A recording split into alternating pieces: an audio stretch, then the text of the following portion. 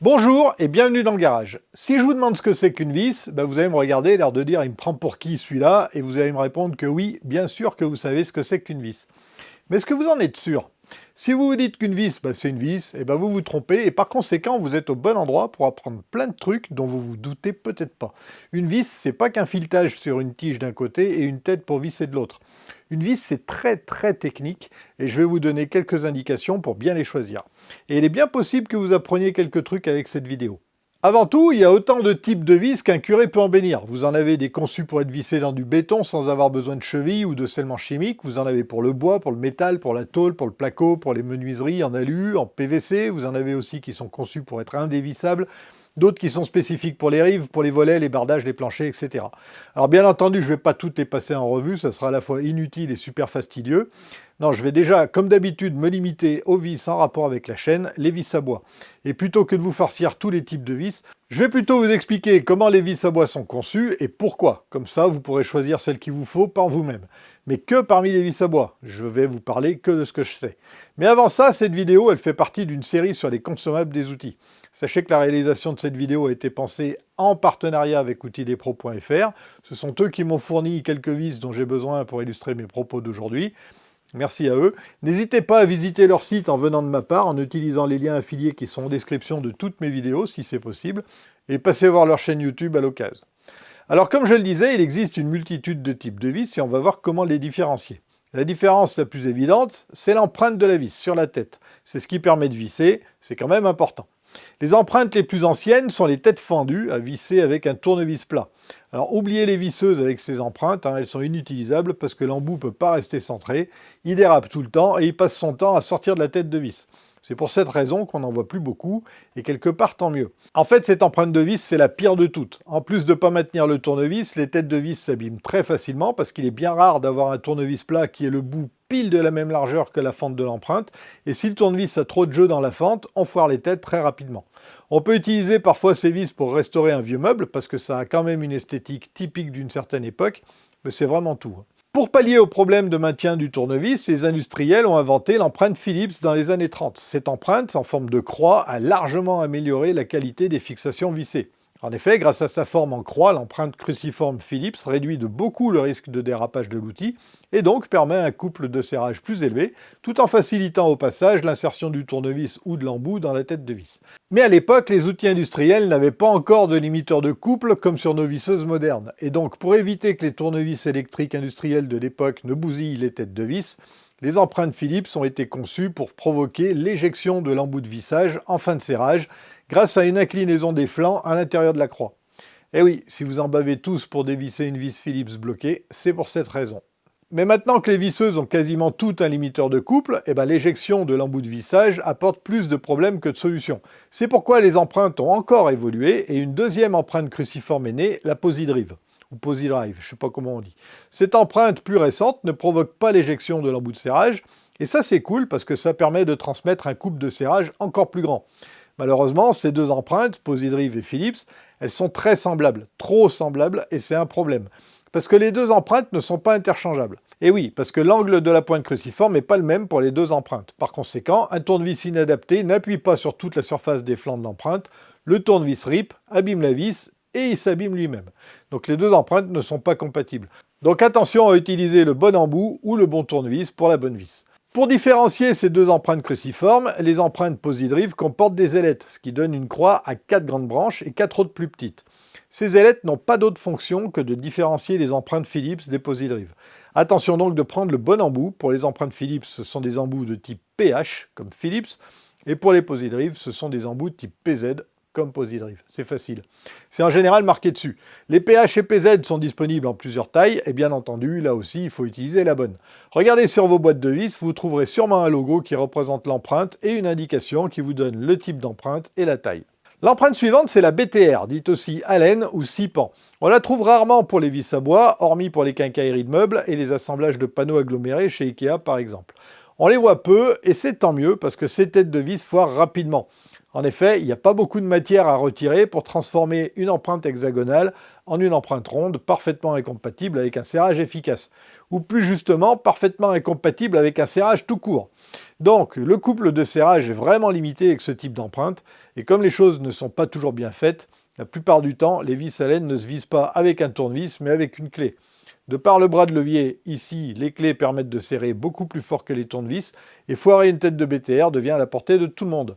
Donc même si vous avez du yaourt à la place des muscles, vous pouvez y arriver. Regardez, voilà, deux beaux exemples de vis foirées. Ça se voit pas forcément, mais ici, la clé à laine, elle est inopérante là-dessus, elle tourne dans le vide.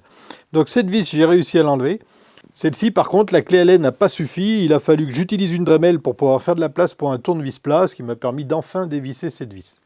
Pour moi, les empreintes BTR, elles sont encore plus nulles que les têtes fendues parce qu'elles foirent bien plus facilement et ensuite c'est très compliqué de les retirer.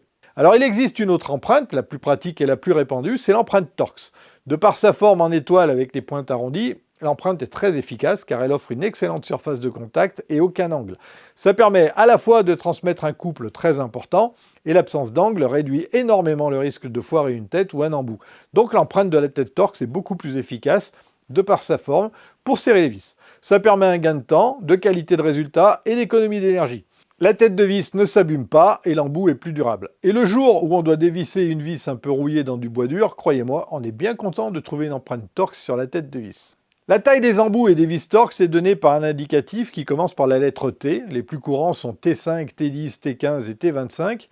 Mais il en existe plein d'autres de T1 à T100. Il y en a vraiment beaucoup. D'autres empreintes existent, les empreintes Carré et Robertson par exemple, qui sont un standard au Canada, mais on en trouve rarement en France. L'embout Robertson est bien meilleur que les cruciformes, mais moins efficace que les Torx. Voilà, donc ça c'est les empreintes les plus courantes qu'on puisse trouver pour les vis à bois en France. Il reste les vis sans empreinte à tête H, qui nécessitent une clé ou une douille pour les visser. Donc ça c'est principalement utilisé pour les tire-fonds, notamment en charpente, et pour les gros assemblages. Si vous voulez creuser le sujet des têtes de vis, je vous conseille d'aller voir cette vidéo passionnante des excellents Viviane de la chaîne Syllabus et Ben de Nota Bene. Vous y apprendrez encore plus de trucs sympas, je vous ai pas tout dit. Prévoyez du popcorn pour 15-20 minutes. Donc, pour résumer, il existe des empreintes obsolètes mais malheureusement toujours disponibles, les têtes fendues et les empreintes Philips. Il existe aussi des empreintes nulles, les BTR. Et heureusement, il y a aussi des empreintes à privilégier, les Posidrive et les Torx. Ce sont les deux seules empreintes que je vous conseille d'utiliser. Les Torx sont de loin les meilleurs à mon avis, mais les vis sont plus chères. Les vis sont certainement plus complexes à produire. Alors rappelez-vous d'utiliser les bons embouts pour les bonnes vis. Vérifiez la taille et l'empreinte sur la boîte de vis et sur votre embout. Regardez sur les boîtes de vis, vous allez trouver un logo qui représente l'empreinte et une indication qui donne le type d'empreinte et la taille. Ici c'est du Torx, la taille c'est T20, ici c'est du Posidrive et la taille c'est du Z2 ou PZ2. Et pensez bien qu'un embout, ça s'use, il ne faut pas hésiter à les changer régulièrement. Regardez ces deux-là, ils sont bons pour le bac métal de la déchetterie. Ils sont plus bons qu'à foirer des têtes de vis. Ils sont complètement abîmés là. Alors passons aux têtes de vis maintenant. Alors je vous rassure, ça va aller plus vite que pour les empreintes. Les têtes de vis sont des formes propres à leur fonction. Par exemple, si on veut que les vis ne soient pas trop visibles, on utilisera des têtes fraisées. Le dessous de cette tête est conique, ce qui va lui permettre de se loger dans le bois. Si vous vissez une vis comme celle-là dans un bois tendre, la tête va s'enfoncer dans le bois toute seule et la vis sera peu visible parce que rien ne dépassera. Dans un bois dur, il faudra percer un alésage, soit avec une fraise à noyer indépendante, soit avec un creusoir vissé sur le forêt qui va servir à faire l'avant-trou. La deuxième solution est plus efficace parce qu'avec la fraise à noyer, on perce d'abord l'avant-trou, puis on fraise l'emplacement de la tête de vis. En deux opérations successives donc, et ensuite il reste encore à visser la vis. Alors qu'avec le fraisoir intégré à la mèche, on pré-perce et on fraise en une seule opération. Ah oui, si je me mets en mode perceuse, c'est quand même mieux. Ça a l'air de rien, mais quand on vise toute une terrasse, on gagne un temps fou. Parfois, on peut trouver un renfort sous la tête fraisée pour la renforcer. Alors certaines têtes fraisées sont autoforantes, il y a des proéminences sous la tête pour repousser le bois et pour faire de la place à la tête, et ces vis permettent donc de se passer de fraisoir. Donc les têtes fraisées sont conçues pour assembler des pièces de bois dans du bois, et elles sont plutôt discrètes. On a aussi les têtes disques et les têtes bombées. Le dessous de ces têtes de vis est plat et joue le rôle d'une rondelle. Donc ces vis, elles sont conçues pour assembler des éléments fins sur du bois. Le dessous de la tête va venir plaquer la pièce à assembler contre le bois dans lequel on visse. par exemple pour fixer une poignée de tiroir ou toute autre quincaillerie. Dans ce cas, bien sûr, la tête dépasse. Et en fonction de l'esthétique qu'on veut, on utilisera soit une tête bombée qui ressortira nettement du support, soit une tête disque qui sera visible mais qui dépassera peu du support. Les vis à tête disque sont parfaites pour fixer une poignée de tiroir, par exemple. Donc vous voyez, on n'utilisera pas toujours les mêmes têtes de vis, ça dépend des usages. Il existe une multitude de variétés de têtes de vis, mais je vais me limiter aux vis à bois et je fais abstraction volontairement des vis spécialisées pour la charpente, les volets, le plancher, etc. Parce que cette vidéo va déjà sûrement durer un bon moment, tellement il y a beaucoup à dire. Passons au filetage. Un filetage, c'est pas qu'un filetage. Et non, là encore, il y a beaucoup à dire. Mais d'abord, pourquoi les vis sont un filetage ? Parce que s'ils n'en avaient pas, on les appellerait des clous. Non, blague à part, les filetages des vis sont très variables, ils dépendent du matériau dans lequel on va visser. Alors, elle n'est pas utiliser une vis pour le métal dans du bois, le filetage est trop fin, le pas de vis est trop petit, c'est pas du tout adapté.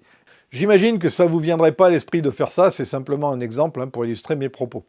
Pour les vis à bois, le filetage il est assez large, il est d'un diamètre assez grand par rapport au diamètre du corps de la vis, et le pas, l'écartement du filet, il est lui aussi assez grand. Les dimensions du pas et du filetage ne sont pas choisies au hasard, tout est calculé pour permettre de visser efficacement dans des bois tendres comme dans des bois durs. La plupart des filetages des vis à bois sont universels et ils permettent de visser dans tout type de bois, mais vous pourrez trouver certaines vis qui ont un filetage spécifique pour les bois durs par exemple, elles sont optimisées pour ça. De même, il existe des vis spécifiques pour le MDF. Le filetage de ces vis-là, il est conçu pour éviter que le MDF n'éclate. Vous pensez que c'est tout ? Eh ben non, je vous l'ai dit, il y a beaucoup à dire sur les filetages.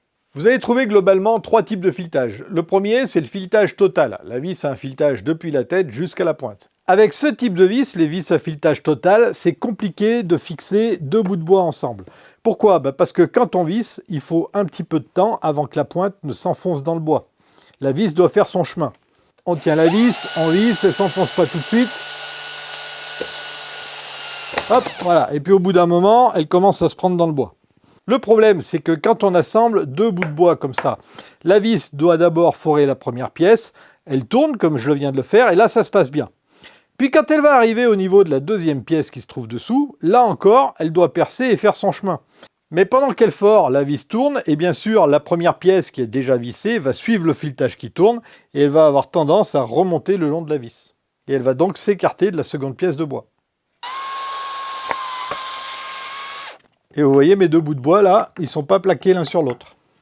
Donc pour assembler ces 2 bouts de bois avec une vis à filetage total, il faut soit maintenir les pièces plaquées l'une sur l'autre avec un serre-joint, soit prépercer la pièce du dessus et le trou devrait être d'un diamètre supérieur à celui du filetage pour que le filetage de la vis n'agisse que sur la pièce de dessous. Et là, ça revient finalement à n'avoir un filetage actif que sur la pièce du bas. Et on retrouve là tout l'avantage d'une vis à filetage partiel. Je vais maintenant enlever cette vis à filetage total. Et là, vous voyez que le bois, il va venir se rapprocher. Voilà, quand la vis ne sera plus que dans le bois du haut. Et si maintenant j'essaie de visser cette vis à filetage partiel, vous allez voir que ça va aller beaucoup mieux.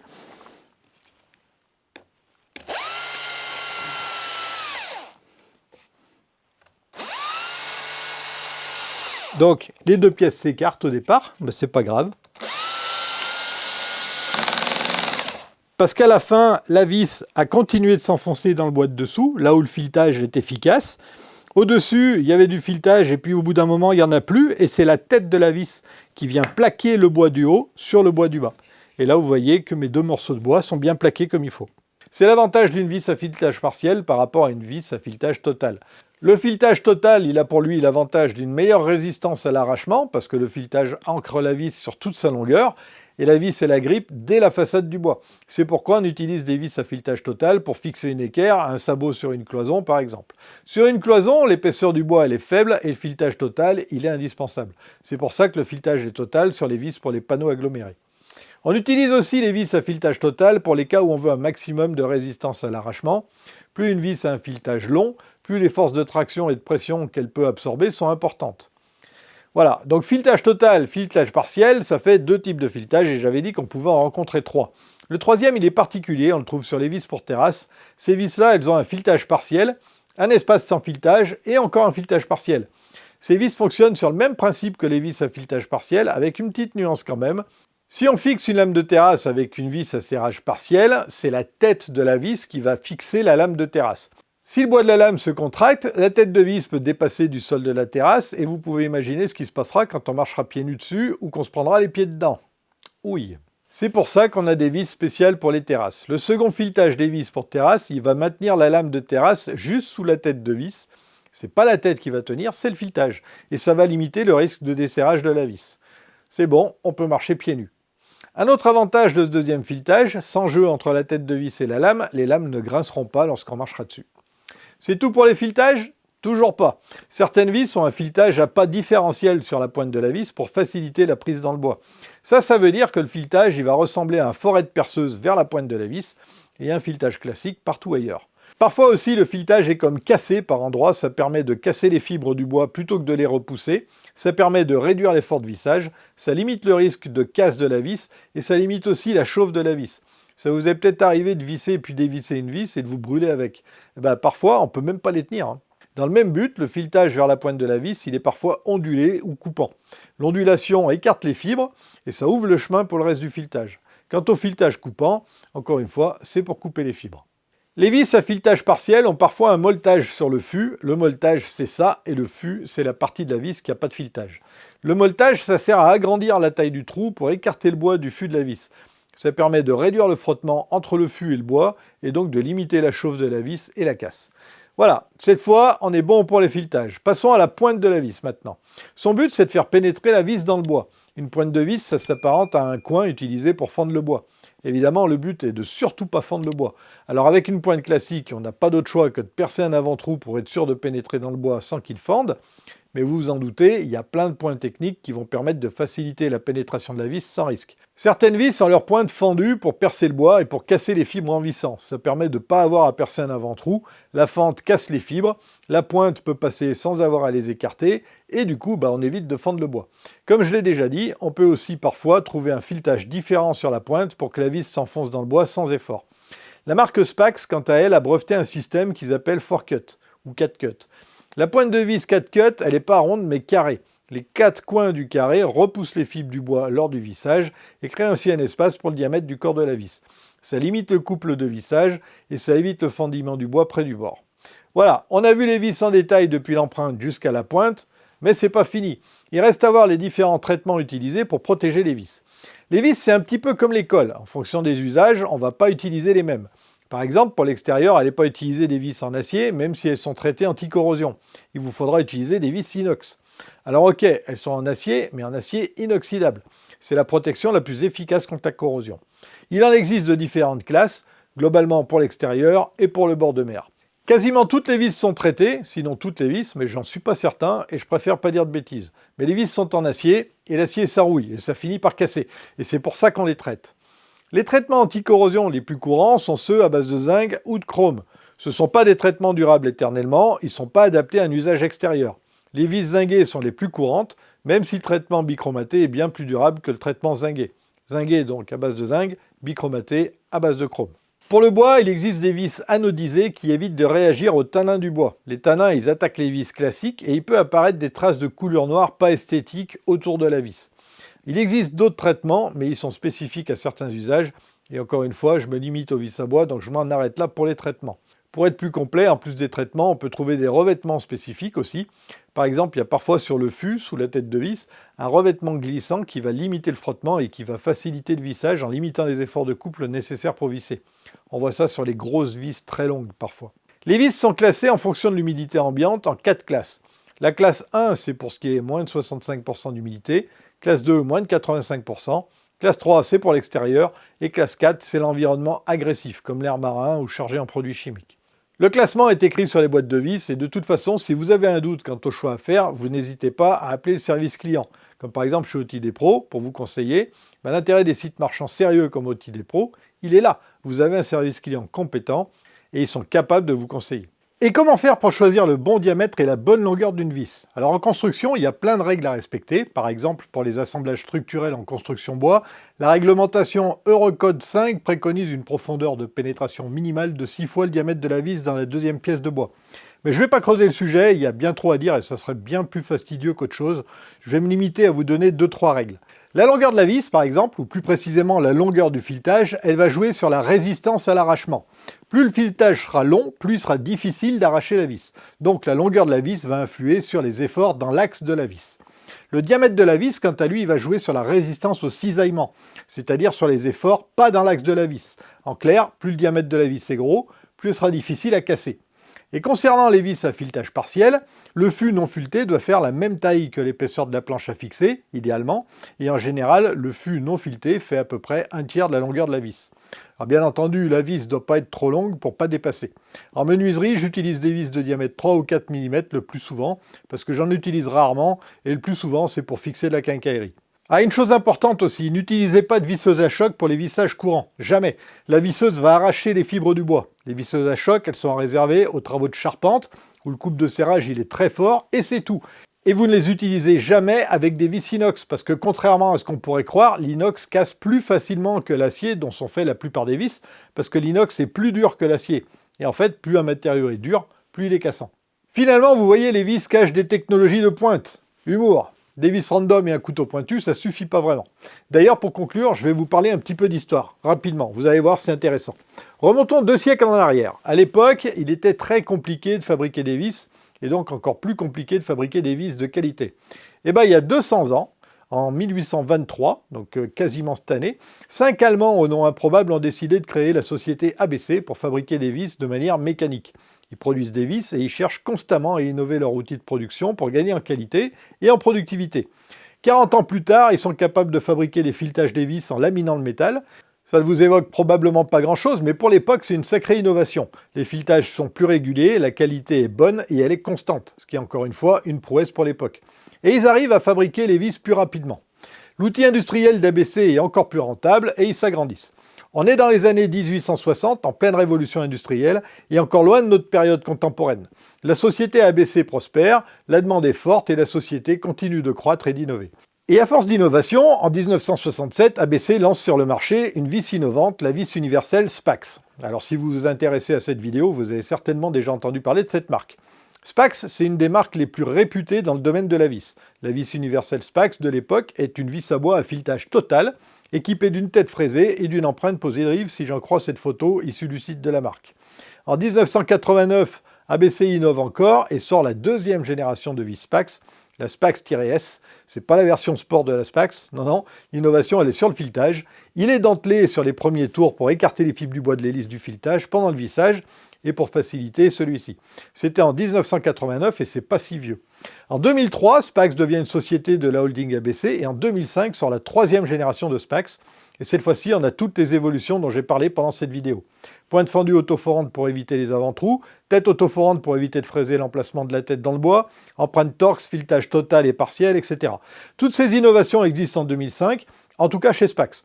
Et je tenais à vous parler de ce petit bout d'histoire pour que vous vous rendiez compte à quel point une vis c'est technique et que malgré 200 ans d'innovation chez Spax en particulier, les dernières innovations sont finalement assez récentes, ce qui signifie que les vis n'ont probablement pas fini d'évoluer. D'ailleurs, Spax a inventé l'empreinte T-Star, plus dérivée du torx, mais avec un alésage au fond de l'empreinte, dans lequel l'embout va s'enfiler. Et ça permet à la vis de tenir sur l'embout encore plus fermement, et ça permet aussi de transmettre encore mieux le couple de vissage. On n'arrête pas le progrès. Alors je vais m'en arrêter là pour ce qui est des vis, je pourrais vous en parler pendant des heures, mais je vous ai dit l'essentiel. Alors si cette vidéo vous a plu, sachez qu'elle fait partie d'une série dédiée aux consommables. Cette série est réalisée en partenariat avec le site outildespro.fr, site marchand français qui vend des outillages de qualité et qui propose un service avant-vente et après-vente, eux aussi de qualité. Et c'est important. Vous trouverez les liens d'Outils des Pros dans la description de la vidéo et je vous mets la playlist des vidéos des consommables ici et dans la description. Je vous souhaite de bons bricolages et je vous dis à très bientôt dans le garage. Bisous!